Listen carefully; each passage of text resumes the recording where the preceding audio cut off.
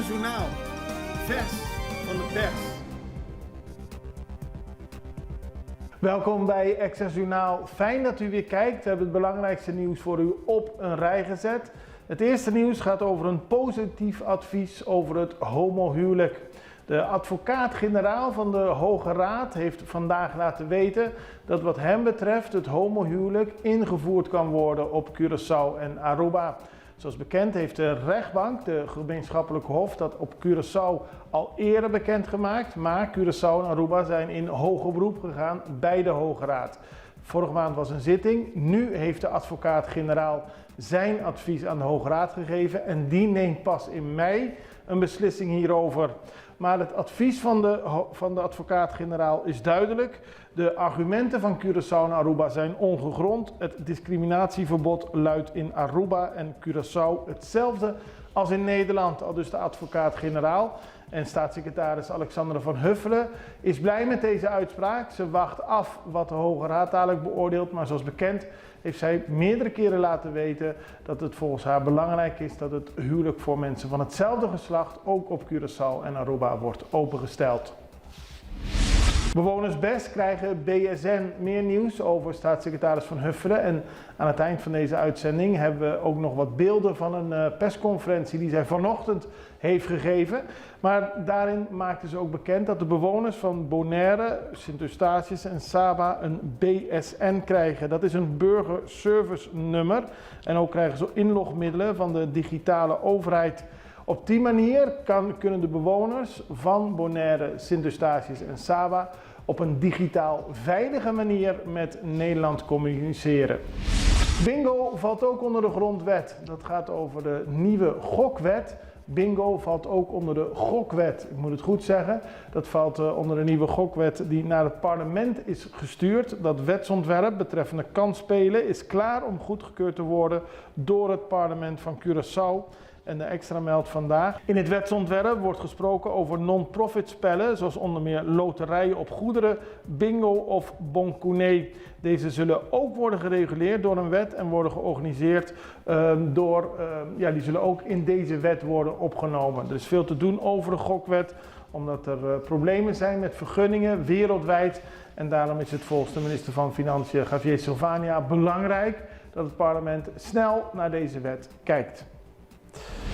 Volgens de CGTC is de levensonderhoud veel te hoog. De stijging is belachelijk. Dat zegt de voorzitter van de Vereniging van Arbeiders op Curaçao, de CGTC, Kenneth Valpoort. Hij heeft gezegd dat de stijging van de levenskosten op Curaçao onwaarschijnlijk hoog zijn. Ze willen actie van de overheid en hierover hebben de CGTC een motie aangenomen, een resolutie aangenomen, omdat door de stijging van het levensonderhoud, onder meer water, gas en licht, maar ook eten, mensen in de handen van loan sharks worden gedreven. Ze sluiten leningen af tegen hele hoge rentes. Dat zorgt later weer voor problemen. De overheid moet eraan voor zorgen dat het levensonderhoud niet zo hoog stijgt op Curaçao. 4 jaar voor verwonde bewaker, dat is nieuws uit de rechtbank. Gisteren heeft de rechtbank een 58-jarige man veroordeeld, de heer Tomasa, omdat hij eerder een bewaker, Jay Lewis, in Japan NV heeft gestoken. Hij moet hiervoor 4 jaar de gevangenis in. En het is niet de eerste keer dat Tomasa is veroordeeld. Hij is eerder veroordeeld wegens bedreiging, mishandeling en poging tot moord. Bij Japan NV ging het mis toen hij zich bedreigd voelde, stelde hij zelf. En een bewaker stak. Volgens de bewaker stak de man uit eigen beweging. Dan hebben we gisteren een eerbiedwaardige afscheid kunnen zien van Amerigo Today, de parlementariër, leider van de fractie van de MFK in het Curaçaose parlement. Kreeg gisteren een mooi afscheid. Over de hele dag door werd er eerst afscheid genomen in het parlement. Er werd afscheid genomen door heel veel mensen in het PWFC-gebouw. En op weg naar de begrafenis maakt hij nog een stop bij het partijgebouw van de MFK, zijn partij. Op die manier heeft Curaçao afscheid genomen van een markante politicus die tot op het allerlaatste actief bleef als parlementariër. Rafaela niet meer op lijst D66. Samira Rafaela, zij is de leider van de delegatie van D66 in het Europees Parlement en heeft Curaçaose roots. Staat niet meer op de lijst van kandidaten voor de Europese parlementsverkiezingen. Dat werd gisteren bekendgemaakt. Rafaela heeft laten weten dat ze trots is op haar prestaties. En ze heeft onder meer gewerkt bij het vormgeven van een nieuwe wet over salaristransparantie en de strijd tegen discriminatie en racisme in Europa. Ze wenst haar opvolger veel succes, maar keert niet terug in het Europees Parlement. Even tijd voor een break en dan hebben we dadelijk meer aandacht voor de persconferentie van staatssecretaris Van Huffelen. Si bono sapa king ni pa quanto gente botingo hasi compras, bon por hasi compras bon ni presupuestate fin di luna. Untasina? Bota risca de gastar 100 comprando de menos de algo esencial e de mais de algo innecessário. Mes costa conta para nosso país. Sem bom data, nós não por planificar. Por exemplo, quanto adulto maior tem? E muita cuta vai escola? E quanto tem desabilidade? PCI CBS está organizar Censo 23. Para toda instância comester de boa informação, por hanhas aqui. Família cooperar, saco Censo 23 tapa hanha vista total, correto e anônimo. E família aqui tá cooperar. Abodame? Pa nossa com nos tá.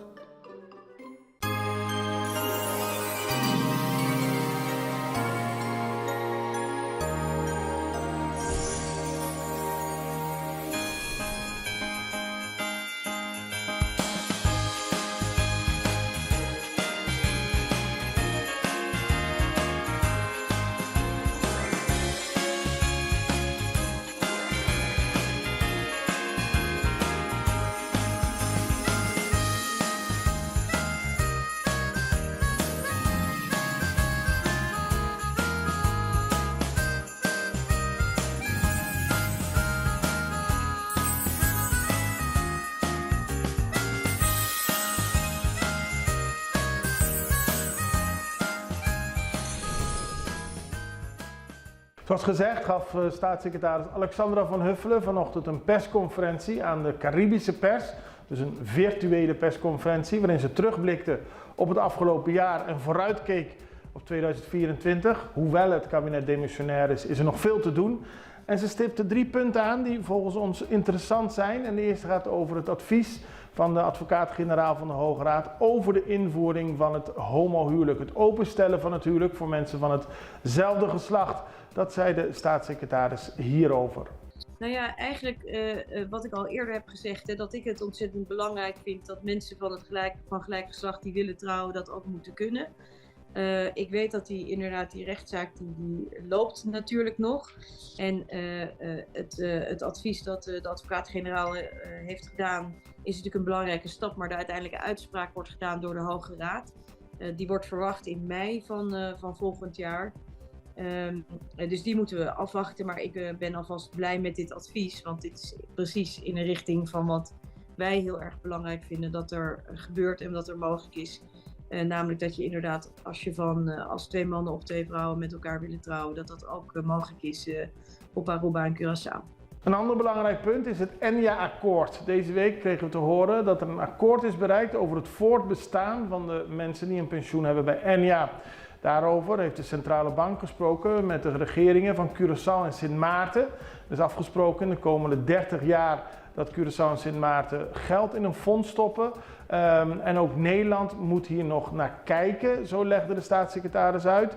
Maar ze is positief over intenties.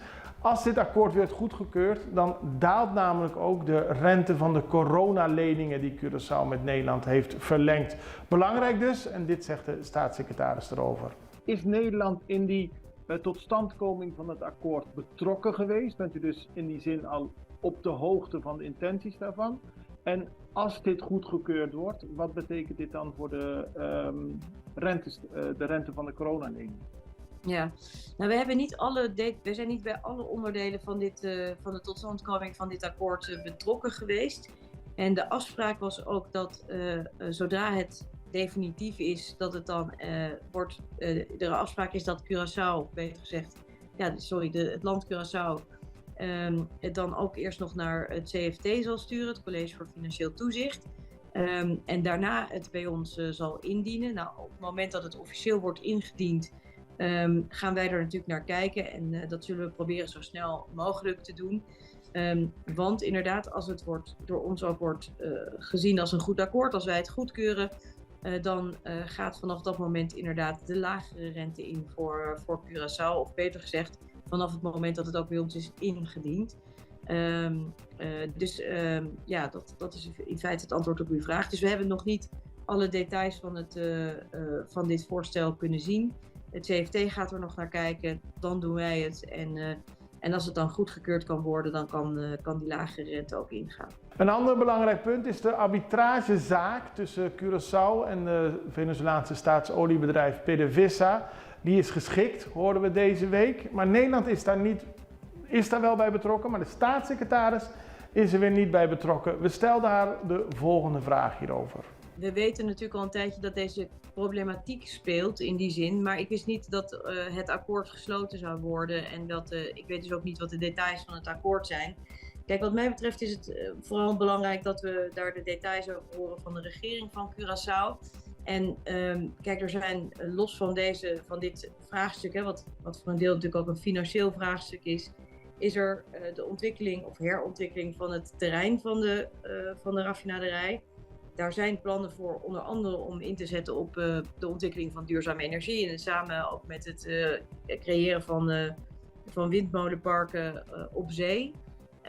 Dat is iets waar wij nadrukkelijk bij betrokken zouden zijn en deze twee thema's staan wat mij betreft los van elkaar.